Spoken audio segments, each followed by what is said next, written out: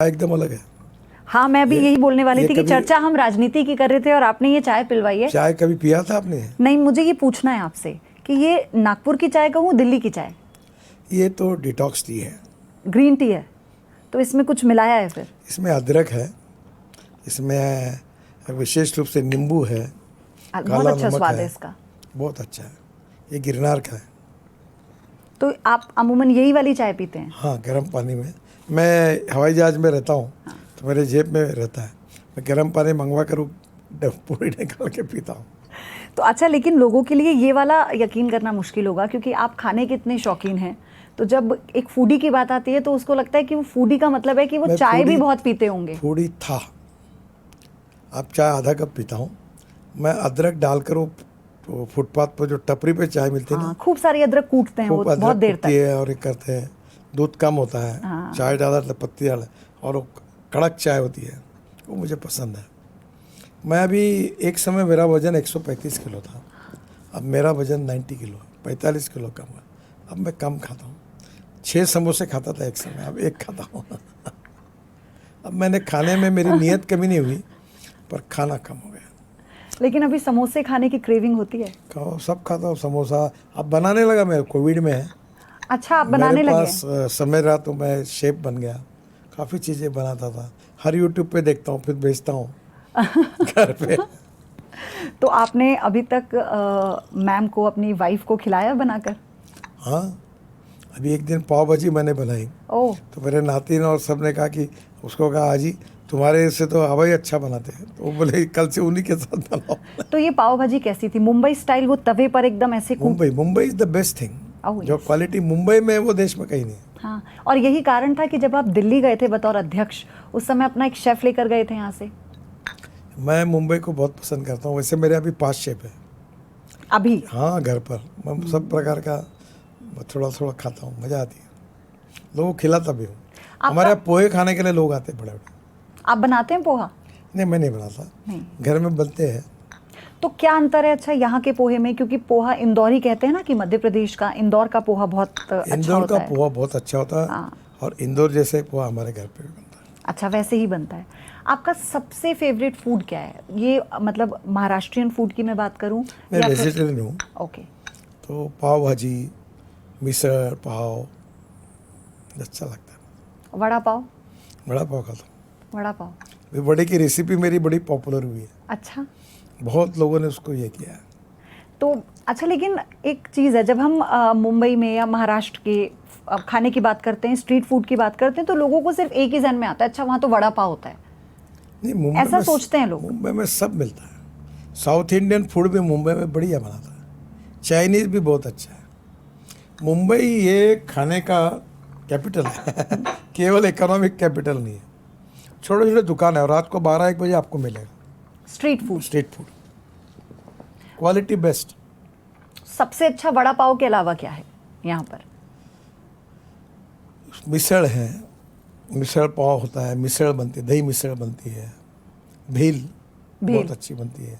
अच्छा, भेल का कॉन्सेप्ट तो मुझे लगता है यहीं से और जगह पर गया है, फिर उसको मुंबई से गया है, भेल का चौपाटी से गया है। तो लेकिन यहाँ और दिल्ली में जब खाने के डिफरेंस की बात होती है, दोनों की राजनीति भी बहुत अलग है, तो आप कैसे देखते हैं इसको? दिल्ली में आलू पराठा और पनीर और लस्सी, इसके सिवा कोई तीसरी चौथी बात नहीं। पनीर बहुत खाते हैं। पनीर खाते हैं। आलू पराठा आपने ट्राई किया है कभी पराठे वाली गली में जाकर पराठा खाया है? गया हूँ। कैसा था? आजकल हम घर में भी बनाते हैं वैसा पराठा। हाँ, आलू पराठा बहुत सुंदर बनता है। बट वो तो तल के बनाते हैं वहाँ पर, एकदम डीप फ्राई करके। बिल्कुल मज़ा आती है उसमें बटर डाल के। लेकिन अभी तो आपने कहा कि आपने सब बहुत कम कर दिया है। कम खाता हूँ। अच्छा, मैंने ना ऐसा सुना है कि जो लोग चटोरे होते हैं ना, वो किसी ना किसी माध्यम से ढूंढ ही लेते हैं खाने का बहाना। मैं खाता हूँ। तो आप कैसे बैलेंस कर रहे हैं आप? क्योंकि आपने अपना इतना वेट कम किया, आपने बताया। अभी मैं आज सुबह से गया, बहुत जगह पर मैंने खाया, तो आज रात मैं भोजन नहीं करूँगा करके बताया। मैंने आज केवल संतरे खाए 2। अच्छा। फ्रूट्स खाए और सैलड खाया। आपके पूरे राजनीतिक जीवन में आपने बताया ना कि खाना एक बहुत इंपॉर्टेंट पार्ट रहा है आपकी लाइफ का। आपने कभी उसे मिस नहीं किया, लेकिन क्या ऐसी कोई याद है आपकी, क्योंकि आप अटल जी के बहुत करीबी रहे हैं, अटल जी खाने के बहुत शौकीन रहे थे, कभी उनके साथ कभी कुछ मिलकर बनाया या कोई ऐसी याद जहां आप लोग खाने गए हों या वो जो पसंद करते थे? 2 दिन हेलीकॉप्टर में उनके साथ था, महाराष्ट्र का दौरा था, मुंबई से निकले थे हम लोग, तो मैं अटल जी के साथ उनको खाने के लिए कुछ कुछ चीज़ें लेता था। तो मैंने कभी मूंगफली लाई, कभी फ्रूट्स लाए, भजिया लाई, पकोड़े लाए, तो वो मैं ऐसा रखता था। फिर मैं हेलीकॉप्टर में पूछता, अटल जी खाएंगे क्या? पहले लेते से बोलते अरे मत लो, और जब पूछता था तो खा उनके खाते थे।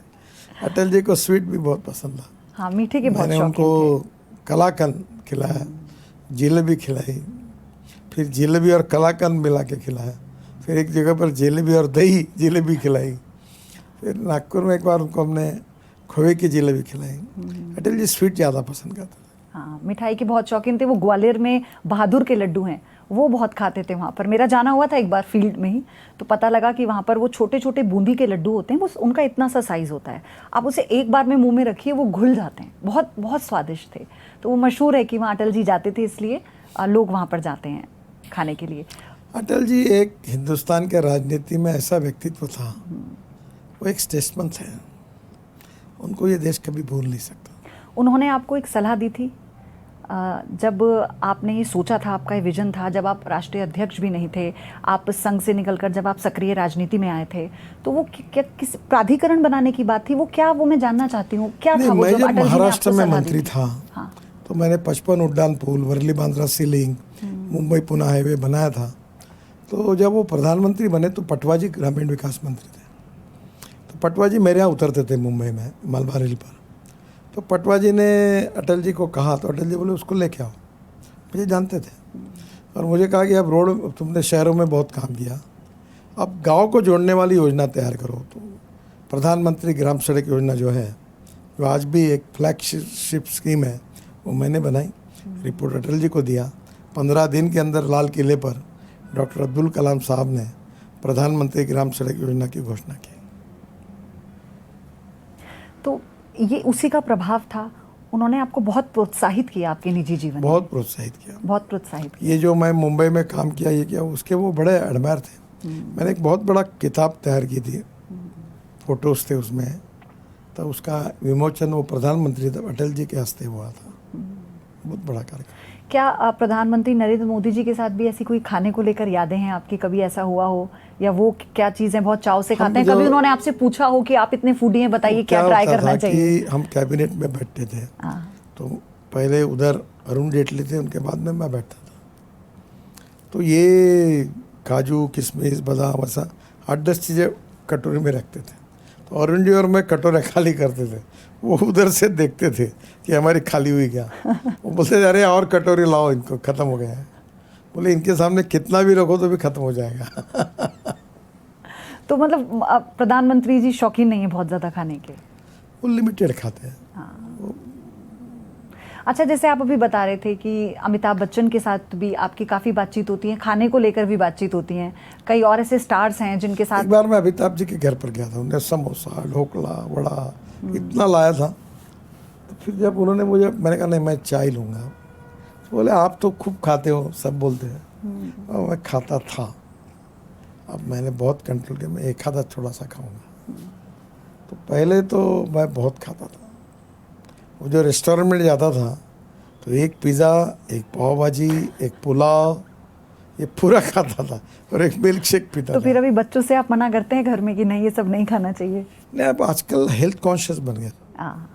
शायद उसी का ये परिवार का दबाव था, हमारे मतलब नहीं, घर में हम खूब बनाते हैं, खाते हैं, और कभी रेस्टोरेंट में जाते हैं बच्चों के साथ, मेरे नातिन के साथ। हम बड़ा सुखी परिवार है, खुशी से रहते हैं। और मैं ये अक्सर मानता हूँ कि life is too short, try to enjoy it. खुशी से रहो और लोगों को खुश करो। ये आपका वो पहलू है जो शायद लोगों ने अभी नहीं देखा, क्योंकि आपके लिए ये भी कहा जाता है कि आप बहुत स्ट्रिक्ट हैं, मैं इस पर आऊँगी आगे, लेकिन आपका जो ये पहलू इस वक्त हम देख रहे हैं, हमारे दर्शक हमारे माध्यम से आपका ये पहलू देखेंगे, तो उन्हें शायद ये भी नहीं पता होगा कि आप संगीत के भी बहुत शौकीन हैं। हाँ, और मुझे अलग अलग प्रकार का मराठी तो संगीत तो सुनता ही हूँ मैं। अभी आजकल जब राम मंदिर बना तो उसके ऊपर बहुत सुंदर सुंदर गीत हुए, वो भी सुनता हूँ। अभी वीर झरा के गीत है जावेद अख्तर साहब के, वीर ज़रा, जो जिसमें अपना शाहरुख खान और प्रीति जिंटा थी। तो मैं जब प्रीति जिंटा घर पर आई थी तो मैंने बोला बहुत सुंदर गाने। कौन सा गीत आपको पसंद है? वो सभी अच्छे हैं, वीर ज़रा का मेरे को बहुत पसंद है गीत। मदन मोहन जो थे, मदन मोहन, उन्होंने मरने के पहले वो ट्यून बना के रखी थी और उसे बहुत पसंद भी किया गया। आप गाते भी हैं? गाता हूँ पब्लिकली। पब्लिकली सिर्फ भाषण देते हैं? हाँ, भाषण। एक बार मैंने पब्लिकली गाया था तो मुझे मालूम ही नहीं, इंदौर में मैं अध्यक्ष बना था, रात को संगीत का कार्यक्रम था और मैंने ऐसी सब ने आग्रह किया, शिवराज ने कहा, मैंने भी गाया, वो पूरे देश में चला गया। शिवराज जी भी गाते हैं, उन्हें भी बहुत शौक है गाने का, उनकी भी ऐसे वीडियोस आते हैं, कभी भजन गाते हुए नजर आ जाते हैं किसी त्योहार पर। तो आपको ऐसा मौका मिलेगा कभी तो फिर आपको लगेगा कि चलो नहीं, एक बार गा लेना चाहिए? आजकल नहीं गाता। हाँ, हम लोग दोस्त मित्रों में रहते तो अभी मेरे बचपन के स्कूल के सब मेरे मित्र 25-30 मित्र हैं, उनके परिवार मेरे घर पर आए थे, सब रहे, तो हमने 2 दिन एंजॉय किया, अच्छा हुआ। हाँ, जब हम खाने की बात कर रहे थे तो एक और कल्चर खाने का डेवलप हुआ है। मैं चाहती हूँ कि अब हम उस मुद्दे पर आएँ जिस पर आपसे और जानकारी हासिल करनी है मुझे। ये जो कल्चर है ये है हाईवेज पर जो फूड स्टॉल्स हैं, ये जो अब नया स्ट्रीट फूड हब जो बनना शुरू हो गए हैं, ये पहले नहीं थे। तो पहले तो मेरा सवाल ये, आपने कभी अभी तक किसी ऐसे ढाबे पर खाया है जो हाईवे पर रहा हो, जिसका खाना आपको बहुत अच्छा लगा हो? मैं जब भारतीय जनता पार्टी का काम करता था तो वो खटिया रहती थी, उस पर वो लकड़ी की पार्टी रहती है और साथ सोता था, और तड़का दाल तो ढाबे का फेम, पीली दाल। हाँ। और उसके साथ वो कड़क रोटी, फिर नींबू डालता था प्याज लेके और उसमें खाता था। बहुत दिनों से। अभी तो हम लोग रोड साइड एमिनिटीज 670 बना रहे हैं, वहाँ electric charging station, gas station, petrol pump, और उसमें सब डोसा बनेगा, सब रहेगा। इसी पर मैं आगे आऊँगी सर, लेकिन इस दौरान जब हम हाईवे पर ये फूड कल्चर जो डेवलप हुआ है इसकी बात करते हैं, इसमें अभी आपको क्या लगता है? पहले हम देखते थे कि ग्रामीण क्षेत्रों के वो लोग, कुछ जगहों पर तो ऐसा था कि ढाबे के नाम पर सिर्फ एक चूल्हा होता था और लोग उसी को बनाते थे, उससे उनका रोजगार भी चलता था। लेकिन अब इसको हमने एक विस्तार लेते हुए देखा है। हमने एक काम किया है, राजस्थान होगा तो राजस्थान का फूड, गुजरात तो गुजरात का होगा, वहाँ का कल्चर, वहाँ का हैंडलूम, वहाँ का हैंडीक्राफ्ट, वहाँ के फ्रूट्स, सब्जियाँ। मैंने कोशिश की है कि कुछ 60-60 एकड़ जगह है, सब स्टॉल होंगे। अभी जैसे एक शिकंजी बनती है, ये मुजफ्फरनगर से आगे नहीं गया, तो वो अलग अलग प्रकार, जैन शिकंजी, पुष्प बहुत प्रकार है, तो हम उसके लिए भी जगह दे रहे हैं। जैसे एक मुरथल है, हाँ, वहाँ पर ढाबा है। मुरथल में मैं खुद गया था, हरियाणा के चीफ मिनिस्टर को मैं जब गया था तो मैंने मुझे वहाँ खाना है, तो वहाँ जाके मैंने बराबर वो पराठा और वो सब रोटी और ये भाई गुड़ और वो कैसा लगा वहाँ पर आपका? अपना ये था, अपना बटर था, मज़ा अच्छा है। तो ये हम और कहाँ देखेंगे? क्योंकि जब हम हाईवेज की बात करते हैं तो ये बहुत जरूरी है। 670 का काम होगा तो आपको सब जगह मिलेगा, आप कहीं भी जाए आप सब खुशी आनंद से खा पाओगे। आपने हरियाणा के मुख्यमंत्री का जिक्र किया, तो अब मैं उसका जिक्र करना चाहती हूँ जिसकी चर्चा विदेशों में भी हो रही है, आपका द्वारका एक्सप्रेसवे, जिस तरह से उसे बनाया है आपने। क्या विजन था सर आपका, और ये कितना मुश्किल था? नहीं, ये हाईवे इतना है कि एक्चुअली है 29 किलोमीटर लेंथ, पर लेन वाइज गिनोगे तो 565 किलोमीटर है। एग्जैक्टली। उसमें टनल है, अभी टनल ओपन होगी 2-3 महीने में, डायरेक्ट T2 और T3 पे चले जाएंगे, एयर स्ट्रिप के नीचे से, और एक टनल वसंत विहार से बाहर निकल जाएगी डायरेक्ट। यानी दिल्ली में जो आज हमारा धौला कुआं से जो गुड़गांव का रोड है, उसका 50% ट्रैफिक जाम कम हो जाएगा। क्या ऐसा भी और है कि आपको एक अच्छी बात बताता हूँ, हाँ। पानीपत से निकलकर एयरपोर्ट आने में 2 से 2.5 घंटे लगते हैं, अब 25 मिनट में होगा। पानीपत से निकलने के बाद जहाँ रिंग रोड आता है वहाँ UR2 लगता है, वहाँ से द्वारका एक्सप्रेस हाईवे आएंगे और अंदर त्रिमूर्ति से आप एयरपोर्ट पहुँच जाएंगे, और वो हाईवे से, द्वारका एक्सप्रेस हाईवे से डायरेक्ट दिल्ली मुंबई हाईवे जुड़ जाएंगे, और वहाँ से डायरेक्ट जयपुर चले जाएंगे। लेकिन ये किस्सा सिर्फ इतने भर का है या मैं वो भी जानना चाहती हूँ आपसे कि हरियाणा के मुख्यमंत्री ने, जब मनोहर लाल खट्टर जी ने आपको इस बारे में जानकारी दी, जो इसका जो फाइनेंशियल बजट था वो अलग था, और गुड़गांव में कार्यक्रम में था, वो किस्सा आप हमें बताइए। तो उन्होंने मुझे कहा, नितिन जी, एक 28 किलोमीटर की लिंक है दिल्ली और हरियाणा के बीच की, और ये थोड़ा सा 28 किलोमीटर का काम ही आप ये करा दो, तो मैं बोला 28 है, ज़्यादा क्या 150-200 करोड़ का काम होगा, 250 करोड़ का। तो खूब आग्रह किया उन्होंने, वो बोला ठीक है कर, मैंने मंजूर कर दिया। और जब वो देखा तो 8,000 करोड़ का निकला। लेकिन उन्होंने फिर आपसे कहा था कि अब तो आपने जनता से वादा कर दिया है तो आपको पूरा करना होगा। मैंने कर दिया, मैं वादा किया तो हाँ ने हाँ, मैंने किया काम। कैसे हो पाया ये मुमकिन? पैसे की कोई कमी नहीं इस देश में, हमारे लिए तो बिल्कुल कमी नहीं, काम करने वालों की कमी है।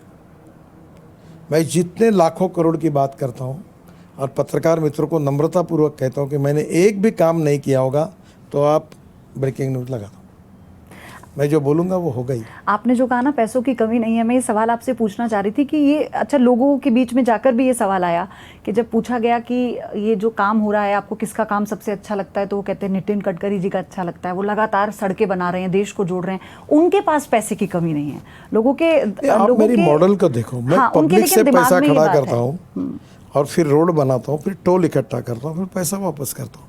अभी हमारा इन्विट बॉन्ड में मैं बॉम्बे स्टॉक एक्सचेंज गया था, मुंबई स्टॉक एक्सचेंज, तो 7 दिन का टाइम था बॉन्ड इशू को, और मैं 7 दिन के बाद एक बेल बजाकर वो क्लोज करने वाला था। तो पहले दिन 7 घंटे में 7 टाइम्स ओवर सब्सक्राइब हुआ, इतना पैसा बरसात जैसा ऊपर से पैसा आया। तो अभी जब हम ये पिछले 2 टर्म का बजट देखें और इस बार का जो बजट देखें तो इसमें किस तरह से एलोकेट हुआ है? बहुत पैसा है, 2,80,000 बजट का पैसा है, 2,80,000 करोड़, और 2-3 लाख करोड़ मैं मार्केट से खड़े करके करता हूँ। 5-1 लाख करोड़ साल कोई प्रॉब्लम नहीं, रोप वे बना रहा हूँ, cable car, funicular railway, tunnel, bridges, logistic park, सब बना रहा, कोई प्रॉब्लम नहीं। तो पिछले 10 सालों की अगर हम बात करें तो 3,650 दिन हो गए। 3,650 दिन में मैं अगर आपके तरीके से जानना चाहूँ कितने किलोमीटर सड़कें आपने बना दी हैं? देखिए अभी तक 10 साल में हमने करीब 1 लाख किलोमीटर तक हम पहुंच जाएंगे, जो अच्छी बनाएंगे। दूसरी बात, मैंने अलग अलग डिपार्टमेंट में जो काम किया, वाटर रिसोर्सेस, MSME, शिपिंग और रोड, तो टोटल 50 लाख करोड़ की मैंने काम किया है। अगर प्रतिदिन के हिसाब से मैं आपसे पूछूं तो प्रतिदिन क्या लक्ष्य होता है, कितने किलोमीटर की सड़क बनाने का? 12 किलोमीटर था, हम मैक्सिमम 38 किलोमीटर पे आए। 14 से पहले? 14 के पहले तो एक समय तो 2 पे आया था, फिर 12 पे था। अच्छा। अभी हम लोग 38 किलोमीटर पर डे पर आए,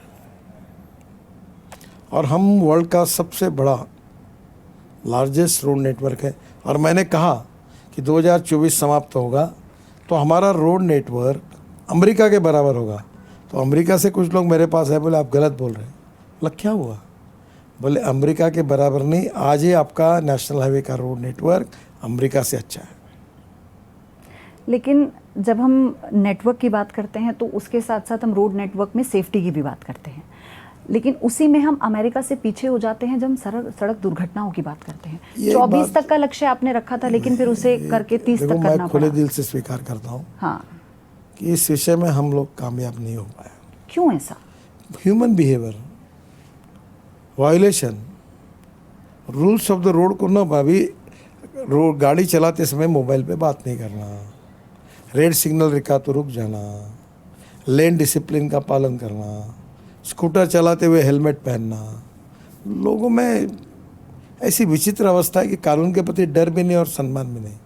हमने बहुत कोशिश की, 1,68,000 लोग मरते हर साल। एग्जैक्टली। और 18 से 34 वयोगुट के 60% है, यंग लड़के इंजीनियर ये वो बेचारे मरते हैं। बहुत दुख का विषय है। हम कोशिश कर रहे हैं पर हम इसमें कामयाब नहीं होंगे। आप सेमिनार्स भी ले रहे हैं, मैं देख रही हूं, बड़े बड़े पर्सनालिटीज को। जब तक जनता और समाज का ह्यूमन बिहेवियर नहीं बदलेगा, हाँ। कानून के प्रति सम्मान नहीं होगा और डर भी नहीं होगा, तो ये नहीं सुधर सकता। तो देखिए अवेयरनेस प्रोग्राम का कोई फायदा नहीं मिल रहा, जैसा आप अभी लोग देखो, आप पढ़े लिखे लोग ये मेरे घर के सामने बीच में से घुसते हैं और उसके ऊपर उठकर जाके उधर निकल जाते हैं, कोई बच्चे को लेके चले जाते हैं, इसी से एक्सीडेंट होते हैं। तो क्या फिर अब सख्ती करनी पड़ेगी और ज्यादा आपको? अच्छा, नया मोटर व्हीकल एक्ट भी हमने बनाया, रोड सेफ्टी एक्ट, इसलिए मैंने आपसे फाइन बढ़ा दी है।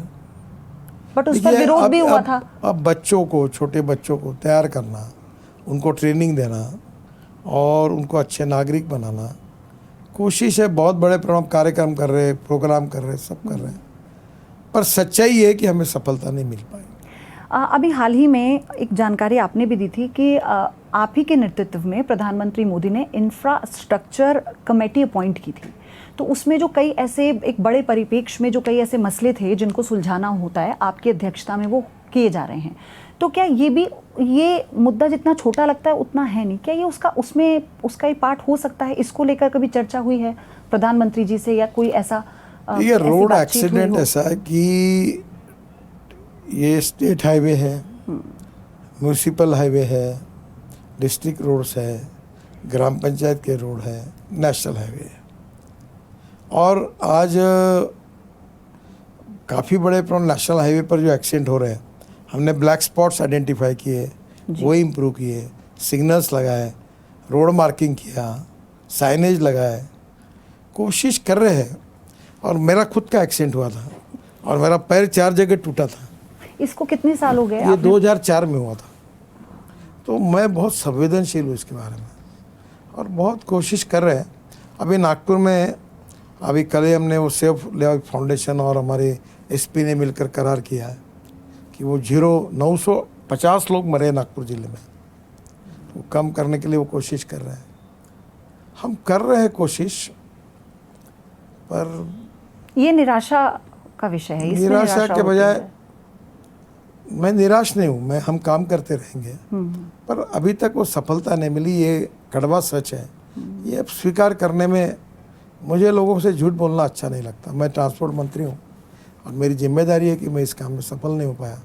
सब काम अच्छे हुए, सब काम सफल हुए, वर्ल्ड रिकॉर्ड बन गए, अच्छे हाईवे बन गए, टनल बन गई, पर इसमें मुझे लगता है कि ये सबकी रिस्पॉन्सिबिलिटी है, इसमें सबकी भागीदारी। जब तक ह्यूमन बिहेवियर नहीं बदलेगा कॉमन मैन का, तब तक ये संभव नहीं है। और इसी से जुड़ा हुआ कार्बन उत्सर्जन का जो मसला है, उसमें भी अभी अल्टरनेटिव फ्यूल में हमने इथेनॉल लाया। मेरी गाड़ी है भी 100% इथेनॉल पे चलती है, हाइड्रोजन की गाड़ी है, इलेक्ट्रिक की गाड़ी पॉपुलर हुई, 300 गाड़ी है, 300% बढ़ोतरी हुई। ये तो एक क्रांति की तरह है। अब इलेक्ट्रिक की गाड़ी को वेटिंग लिस्ट है।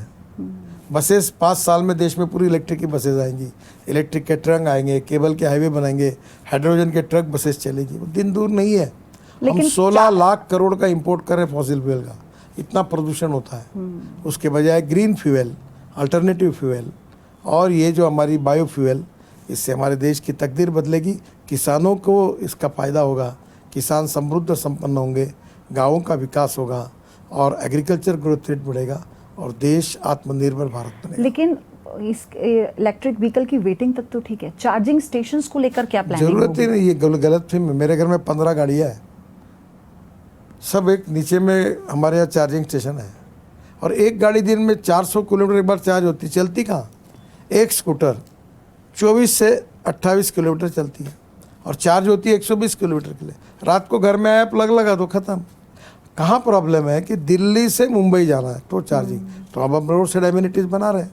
लेकिन लोगों के जहन में ये बात भी आती है ना कि सीएनजी को लेकर भी अभी कई बार इतनी परेशानी होती है, तो फिर ये कैसे सुनिश्चित किया जाएगा कि पेट्रोल डीजल के लिए परेशानी हो सकती है। सीएनजी आप बायोमास से बन रहा, 350 प्रोजेक्ट हिंदुस्तान में जो परली है ना बायोमास, उससे बन रहा है। अभी हम लोग इथेनॉल बना रहे किसान यहाँ के।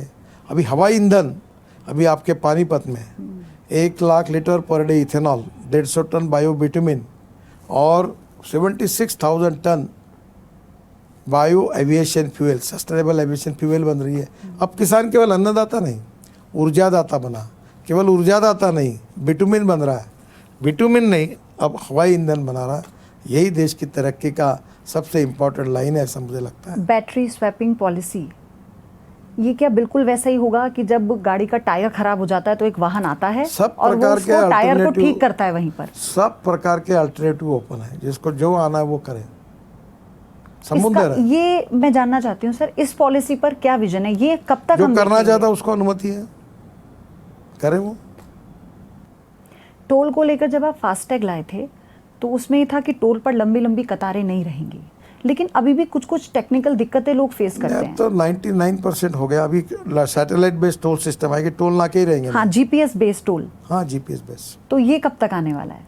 अभी सब तैयार हो गया। अभी कोड ऑफ कंडक्ट लगा, इसके बाद तुरंत चुनाव के बाद। मतलब आपके इस मंत्रालय के साथ और 5 साल जब आप इसमें काम करेंगे तो हम ये नई सारी चीजें जो अभी टाइमलाइन में है वो तो आगे का मुझे मालूम नहीं, पर ये तैयार हो गया है, तुरंत आ जाएगा।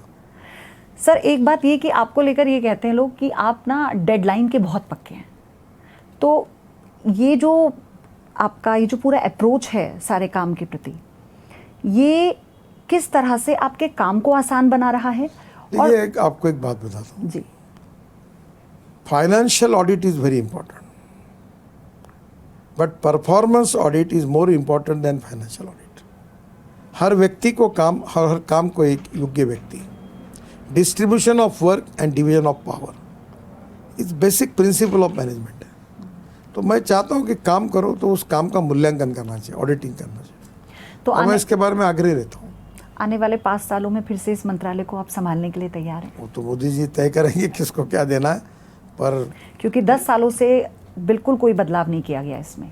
अब देखो, आगे का तो अधिकार प्रधानमंत्री का होता है। आपकी पूरी प्लानिंग है 5 सालों को लेके, आने वाले 5 सालों मैं भी रहूँगा और कोई आएगा तो वो भी करेगा और देश बदलेगा और हिंदुस्तान का रोड नेटवर्क वर्ल्ड में नंबर 1 पर जाएगा।